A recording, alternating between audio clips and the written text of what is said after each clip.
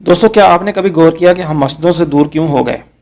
आज की इस वीडियो में हम आपको एक ऐसी कहानी पेश करने जा रहे हैं जो कि हकीकत पर मबनी है। ये कहानी एक उर्दू वेबसाइट से ली गई है। अली की उम्र 4 साल है। मेरे घर का आंगन बहनों के साथ इसकी शरारतों से महक रहा है। हमारे घर के करीब ही एक मस्जिद है। जो कारी साहब घर पर बच्चों को कुरान पढ़ाने तशरीफ़ लाते हैं, वही इसके इमाम हैं। कुछ दिनों से मैं महसूस कर रहा था कि अली मस्जिद में दिलचस्पी लेने लगा है। हम सामने से गुजरते तो वह रुक जाता और इसकी निगाहें मस्जिद का जायज़ा लेने की कोशिश करने लगती। 1-2 दिन बाद इसका तजस्सुस सवाल में ढलने लगा। मस्जिद क्या होती है? यहाँ कौन रहता है? इसे बताया कि ये अल्लाह का घर है और लोग यहाँ नमाज़ पढ़ने आते हैं। अब अगला सवाल ये था कि अगर ये अल्लाह का घर है और लोग यहाँ नमाज़ पढ़ने आते हैं तो आप नमाज़ पढ़ने मस्जिद क्यों नहीं जाते? अजान की आवाज़ आती तो वह मेरे पास सा खड़ा होता कि अजान हो रही है, मस्जिद क्यों नहीं जाते? आप घर में नमाज़ क्यों पढ़ते हैं? आप नमाज़ पढ़ने मस्जिद क्यों नहीं जाते? इस तकरार के साथ इसने सवाल उठाया कि मुझे मस्जिद जाना ही पड़ा। चंद रोज़ गुजरे तो इसने कहना शुरू कर दिया कि अब वो भी मस्जिद जाएगा। मैं इसे मस्जिद ले गया और इसे दिखाल आया कि मस्जिद ऐसी होती है, लेकिन इसका कहना था कि इसे सिर्फ मस्जिद नहीं जाना, इसे वहाँ जाकर दूसरे लोगों के साथ नमाज भी पढ़नी है। मैंने इससे वादा कर लिया कि कल शाम आपको भी मस्जिद ले जाऊँगा। अरवा तो अब समझदार हो चुकी है, लेकिन ऐशा जो कि अभी क्लास 2 की तालबा है और हमारे घर की तहरीक इंसाफ है, इसने तहरीक इंसाफ के मखसूस अंदाज में फ़ैसला सुना दिया कि सिर्फ अली क्यों जाएगा, वो भी साथ जाएगी। इसके पास एक दलील भी थी, या तो मस्जिद अली का घर हो तो फिर सिर्फ अली जाए, जब मस्जिद अल्लाह का घर है तो फिर सिर्फ अली क्यों जाए? मैं भी जाऊंगी। जब अल्लाह सिर्फ अली का नहीं सब का है तो इसके घर सिर्फ अली क्यों जाएगा? अब इस सवाल का मेरे पास तो क्या मेरे पूरे माशरे के पास कोई जवाब नहीं था कि अल्लाह के घर के दरवाजे लड़कियों और औरतों पर क्यों बंद हैं और रवायात को मजहब पर फोकियत किसने दे रखी है। बेशक औरतों का घर में नमाज पढ़ना अफजल है, लेकिन रसालत माब सल्लल्लाहु अलैहि वसल्लम का ये फरमान हमें क्यों भूल गया कि अपनी औरतों को मस्जिद में जाने से मत रोको। खैर, आयशा को मुतमिन करके मैं अली को साथ लेकर मस्जिद पहुंचा। जमात खड़ी होने में भी अभी वक़्त था। अली बहुत खुश था। मस्जिद पहुंचकर उसने कहा कि मुझे तो नमाज़ पढ़नी ही नहीं आती, मैं कैसे नमाज़ पढ़ूंगा? फिर खुद ही इसने हल निकाल लिया कि मैं आपके साथ खड़ा हो जाऊंगा और जैसे आप पढ़ते जाएंगे वैसे ही मैं भी पढ़ता जाऊंगा। लीजिए साहब, नमाज खड़ी हो गई। अली मेरे साथ खड़ा हो गया। अभी पहली ही रकत जारी थी कि एक साहब तशरीफ़ लाए। उन्होंने अली को पकड़कर साइड पर कर दिया और ख़ुद मेरे साथ खड़े हो गए। इतने में एक और साहब आए, इन्होंने मज़ीद परे धकेल दिया और इसकी जगह पर ख़ुद खड़े हो गए।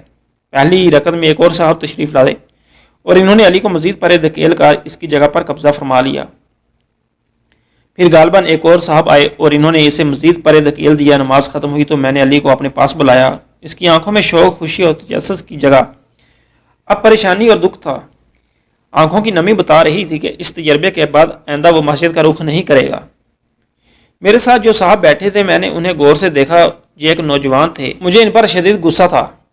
मैंने इनसे अर्ज़ की कि आप किस जमात के खुदाई फौजदार हैं? कहीं आप सालेहीन में से तो नहीं जो सारी दुनिया में इस्लामी इनकलाब के लिए कोशां हैं? नौजवान गड़बड़ा गया। वो जमयत ही से था। उसने शाइस्तगी से कहा, सर कोई गलती होगी। उसके लहजे की शाइस्तगी ने मेरा आधा गुस्सा ख़त्म कर दिया। मैंने उससे कहा, इस बच्चे को मस्जिद मैं नहीं लाया था, ये बच्चा मुझे मस्जिद लाया था।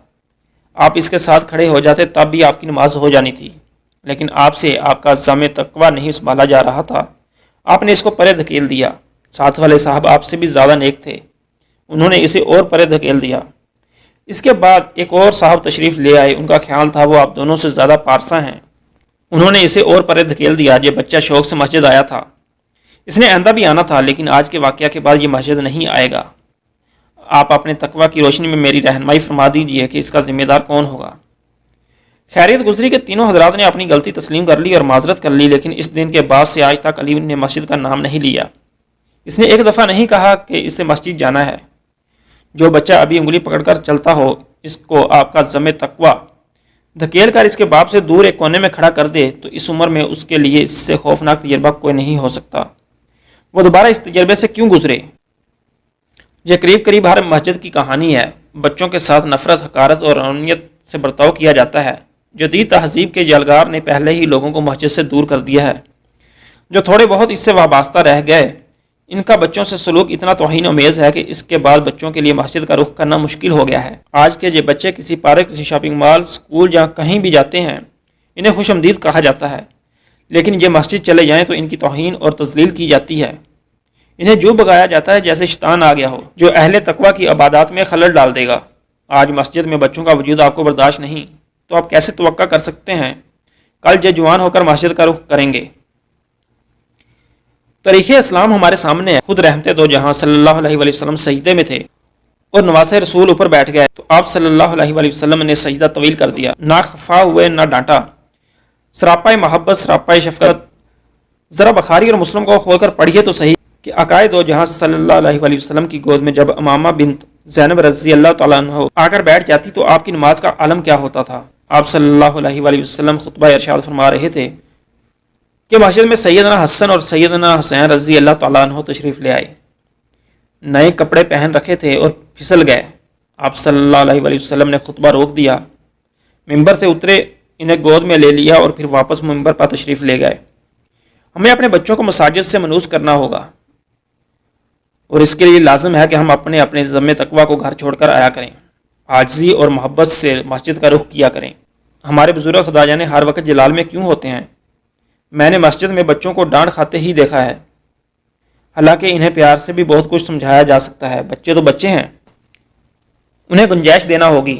ہمارے ہاں عالم یہ ہے کہ ریٹائرڈ بزرگان نے محلے کی مساجد میں کرفیو نافذ کر رکھا ہے اور بچوں کا داخلہ ممنوع اور ناپسندیدہ ہے۔ چنانچہ مساجد خالی ہوتی جا رہی ہیں اور ہمارے شکوے بڑھتے جا رہے ہیں کہ نوجوان دین سے دور ہو رہے ہیں۔ سوال یہ ہے کہ اس کا ذمہ دار کون ہے؟ کیا ہم اپنے رویے بدلنے کو تیار ہیں؟ اسی سوال کے ساتھ آج کی اس ویڈیو کو کرتے ہیں اینڈ۔ آپ کمنٹ سیکشن میں ضرور اپنی رائے کا اظہار کیجیے گا۔ اگر ویڈیو پسند آئے تو لائک کریں، دوستوں کے ساتھ زیادہ سے زیادہ شیئر کریں۔ اگلی ویڈیو تک کے لیے ہمیں دیجیے اجازت، اپنا بہت سارا خیال رکھیے گا۔ اللہ حافظ۔